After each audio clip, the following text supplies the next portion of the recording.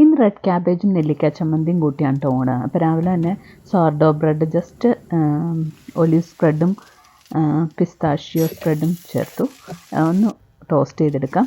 അപ്പോൾ മസാല ടീ ഒന്നും ഉണ്ടാക്കാനുള്ള ക്ഷമയില്ലായിരുന്നു, അതുകൊണ്ട് ഇച്ചിരി സിനമൺ പൗഡറും ഇഞ്ചി ചതച്ചതും മാത്രം ഇട്ടു കേട്ടോ. അപ്പോൾ ഒരു മസാല ടീയുടെ ഫ്ലേവർ കിട്ടും.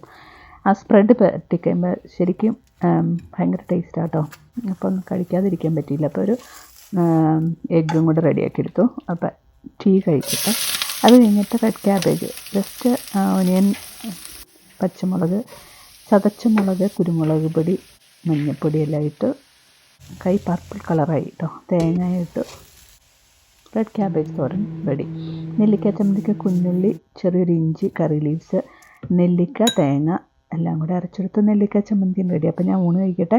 അപ്പോൾ ഡിന്നറിനുള്ള പ്രിപ്പറേഷനും സ്റ്റാർട്ട് ചെയ്ത് കഴിഞ്ഞു പെട്ടെന്ന് തന്നെ കേട്ടോ. സൂപ്പർ ടേസ്റ്റായിരുന്നു. പിന്നെ ഇന്നലത്തെ കുറേ കറികളും ഉണ്ട് കേട്ടോ.